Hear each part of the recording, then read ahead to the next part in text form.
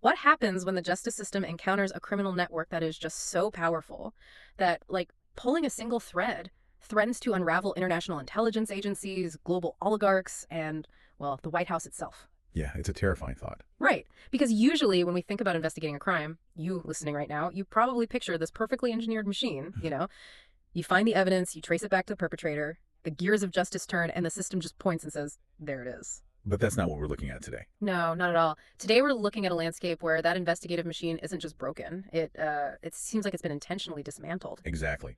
And that dismantled machinery just leaves us completely in the dark.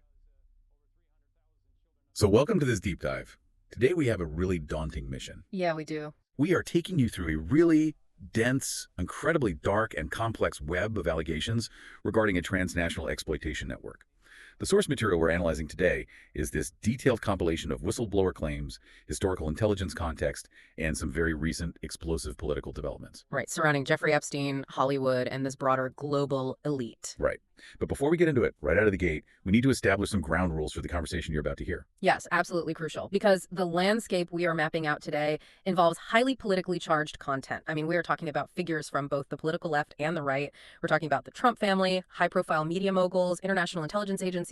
The whole spectrum. Exactly. So I want to be absolutely clear with you listening right now. Neither of us is taking a side here. Definitely not. We are not endorsing any of the viewpoints or the political figures or the specific, honestly, often shocking claims presented in these materials. Right. Our goal is strictly analytical. We are here to impartially map out these ideas and claims exactly as they exist in the original sources, just to understand the architecture of the argument being made. We're here to understand the how and the why, because the overarching narrative here is explosive. The claim isn't just that Epstein was a lone, terrible actor on a private island. No, the argument is that he was basically just a functionary in this massive, coordinated octopus of organized crime and untouchable elites. And as we'll get into later, a totally unprompted statement from the White House just blew this entire conversation wide open all over again. Yeah, which is wild. But to understand the top of the pyramid, I think we have to start at the storefront.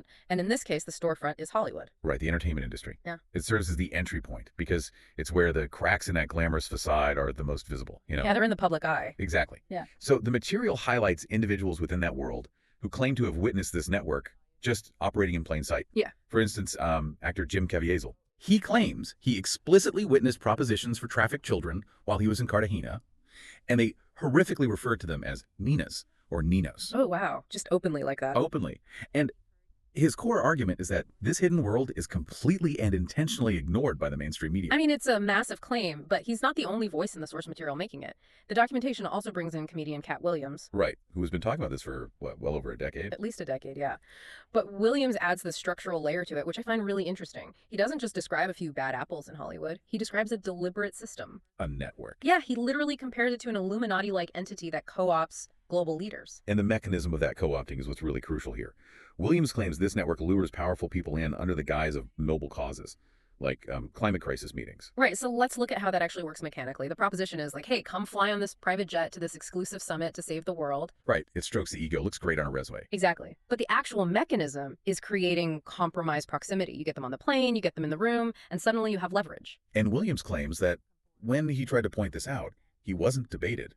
He was intentionally mocked and pushed out of the industry simply to silence him. Which is such a profound point about how systems protect themselves, right? Yeah. The silence of the media and the mocking of whistleblowers, they aren't accidental oversights. They are active defense mechanisms. If society treats someone like Katt Williams as a joke or writes off actors as just being overly dramatic, the network neutralizes the threat without ever having to actually engage with the claims. Right. It's a brilliant, terrible strategy. And this echoes exactly what survivors of Jeffrey Epstein and Jean-Luc Brunel have been saying for years. The survivors really emphasize that this is a sprawling structure. They point to figures like Prince Andrew, who we definitely must explicitly note vehemently denies any involvement. Yes, he completely denies it.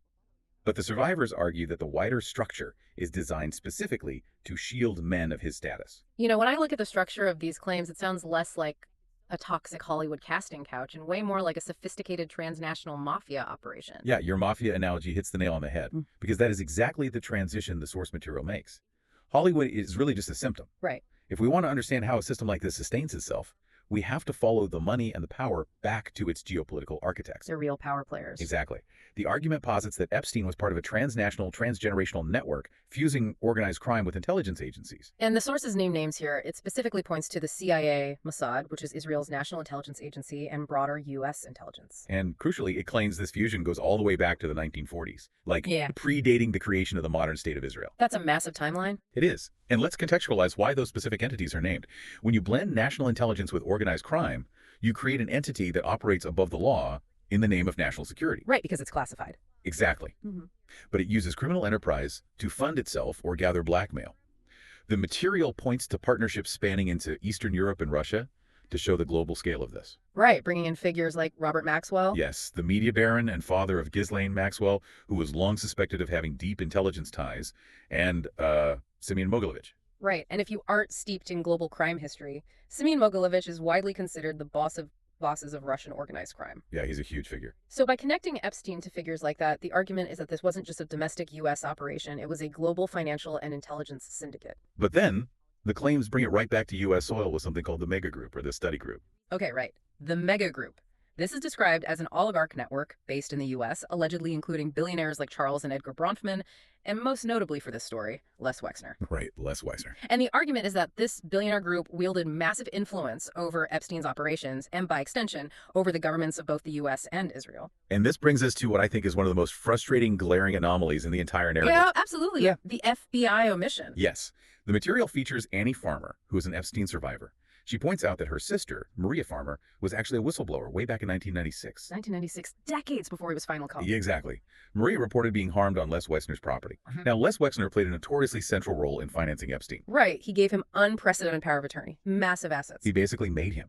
But Annie points out that despite all of this, and despite that 1996 report, the FBI never interviewed Wexner. It is just a stunning omission.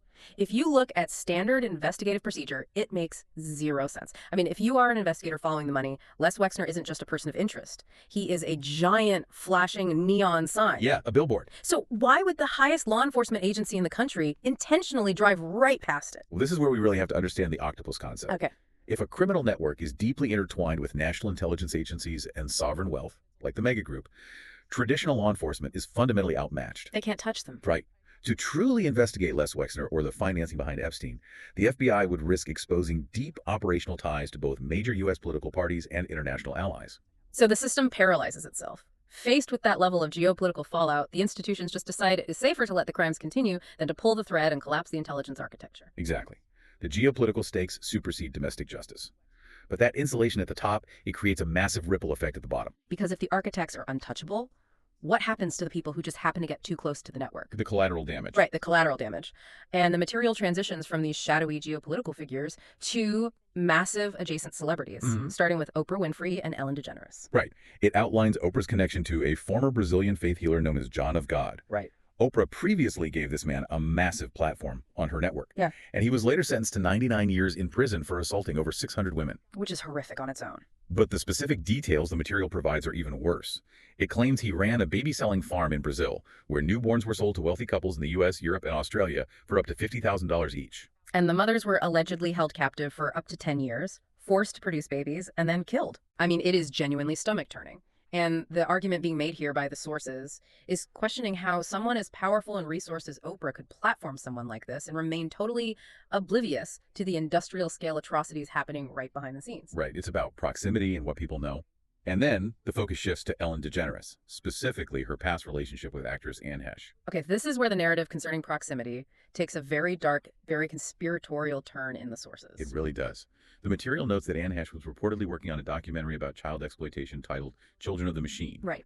But before it could be completed or released, she died in a highly publicized, really horrific car crash. And the claims surrounding this crash from the source material are wild.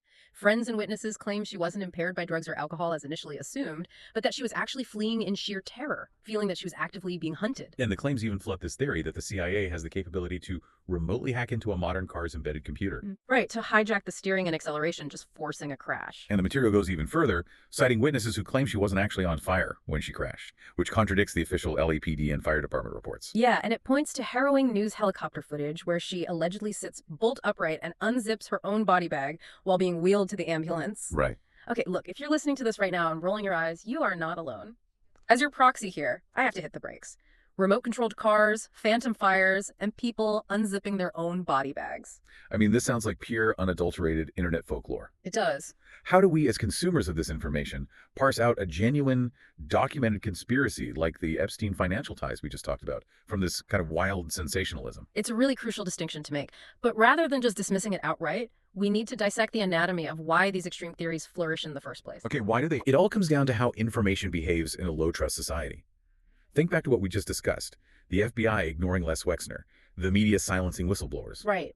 When the public sees verifiable proof that the institutions designed to protect them are instead protecting the powerful at all costs, institutional trust just completely evaporates. Right. It's like once you realize the house you live in is built in a massive sinkhole, you just assume every single creaking floorboard is the structural collapse. You lose the ability to differentiate between a tragic accident and a coordinated hit. Precisely. The sensationalism around Anne Hesh, or the intense suspicion placed on celebrity associations like Oprah or Ellen, it's a symptom of a profound institutional failure. The public is drawing a direct pipeline between government opacity and these tragedies. Exactly. And speaking of Ellen, the material also ties her to the upcoming trial of Sean P. Diddy Combs. Right. Ellen is a known friend of Diddy, and the material notes she recently moved to the Cotswolds in the UK. And went into disguise. Yeah, supposedly going into disguise, dyeing her trademark blonde bob brown, and stating the move was to get away from Donald Trump's political policies. But the underlying question the source is asking is whether she is actually fleeing the impending fallout of the Diddy trial and her proximity to this broader network. And that paranoia, that constant questioning of motives, that brings us to the ultimate institutional failure. The big one. The event that permanently cemented this public distrust. Mhm.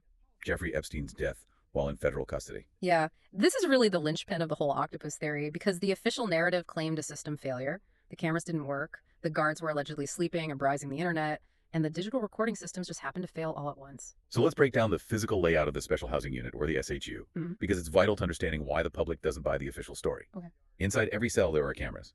However, inmates routinely cover those cameras with paper or cloth for privacy while using the toilet. Which makes sense. Right. It's technically against policy, but it is practically unenforced because the guards can't constantly go in to uncover them. Which means the camera inside the cell is essentially useless. So the most critical piece of evidence, the only view that actually matters, is the hallway camera facing the cell door. Exactly. And the material points out that there is absolutely no acceptable explanation given for why that specific hallway footage is missing, or why the DVR hard drives failed at that exact critical moment. It's just too convenient. And furthermore, the video footage from the tier that was released is notoriously spliced. It is missing at least 3 minutes. 3 whole minutes. Yeah, authorities tried to explain away 1 minute as a routine nightly systems reboot, but that still leaves 2 whole minutes completely unaccounted for. I mean, it is the ultimate "the dog ate my homework" excuse. Except the dog is the Federal Bureau of Prisons, and the homework is the most high-profile, high-liability inmate of the 21st century. It's dark comedy, really, but the implications are staggering. What's vital here is how this single bureaucratic glitch completely validates everything the whistleblowers have been claiming. Right. When a high-value target with documented ties to international intelligence, global oligarchs, and former presidents dies under a sudden, simultaneous cascade of highly convenient technical failures, it proves to the public that the octopus is real. The system protected itself by silencing its biggest liability, and that cover-up brings us hurtling directly into the present day. Yes, it does. Because the fallout from that institutional failure, the fact that the truth was literally buried with Epstein, has created a shadow so massive that it has forced its way into the White House briefing room. Right. The material details a highly unexpected, completely unprecedented moment where Melania Trump took to the podium to address rumors about her and Epstein. Unprompted. Completely unprompted. Yeah. These rumors, heavily amplified by biographer Michael Wolff, allege that Jeffrey Epstein was the one who first introduced Melania to Donald Trump. And she vehemently denied it. She stood up and gave specific timelines, stating she met her husband by chance in 1998 and didn't even cross paths with Epstein until an event 2 years later in the year 2000. Right. And she denied any relationship with Epstein or Ghislaine Maxwell beyond what she described as casual correspondence, like writing a polite reply to a note. But she didn't just deny the rumor. She took it a step further and publicly called for congressional hearings where survivors could testify and share their stories openly. Now, looking at this through a strategic lens, this is fascinating. In PR, the absolute golden rule is that you do not repeat a negative rumor if you want it to go away. Right, you don't give it oxygen. Exactly. So why bring this up completely unprompted? That material notes that even people inside the administration, and allegedly Donald Trump himself, didn't know she was going to do this. So was this a preemptive strike? Is it possible she knows that new unredacted documents or client lists are about to drop? It's a massive strategic gamble, and it triggered a textbook Streisand effect. And for those who might not know, the Streisand effect is when an attempt to hide, remove, or censor a piece of information has the unintended consequence of publicizing the information more widely. Exactly. The material points out that tens of millions of people who had never even heard the rumor that Epstein introduced her to Trump, have now heard it. Because she went on national TV to deny it. Precisely. It thrust the Epstein network right back into the center of the global news cycle. But the reaction to this from the actual survivors was swift, and honestly, it's just heartbreaking. The compilation highlights Marina, who was victim number 1 in the 2019 indictment against Epstein. Yes, because while some commentators praised Melania for trying to recenter the victims' stories, survivors like Marina felt this was essentially just another political stunt. Yeah. Marina pointed out painful realities. Survivors have already told their stories. They have testified under oath. They've given depositions. They've spoken to the press at great personal risk. They are exhausted. I mean, they have bled for the system, and the system did nothing. Exactly. They feel that asking them to come forward again, to sit in front of Congress and bare their souls, it just shifts the burden back onto the victims. Right. It re-traumatizes them while allowing the Department of Justice, the FBI, and Congress to continue doing absolutely nothing about investigating the wider intelligence and financial network. They want accountability for the architects, not another opportunity to share their trauma for the cameras. So what does this all mean for us? When we step back and look at the entire map these sources have drawn, it paints a deeply unsettling picture. I mean, from the green rooms of Hollywood to the compromised climate summits to the boardrooms of the mega group, down to the spliced tapes of a maximum security federal prison cell. The overarching theme is a world where justice is entirely paralyzed by power. Exactly. The argument being made is that none of these institutional failures are accidental. The FBI ignoring key financiers, the media neutralizing whistleblowers, the bizarre technical glitches protecting a high-value inmate. This is the network functioning exactly as it was designed to. It is a system precision engineered to shield the elite and systematically silence the vulnerable. Which leaves us with a final, very provocative thought to chew on. At the beginning of the material, and notes that because the unredacted files are still being actively hidden by the government, the survivors are quietly compiling their own list of names. Wow. A list made by survivors, for survivors.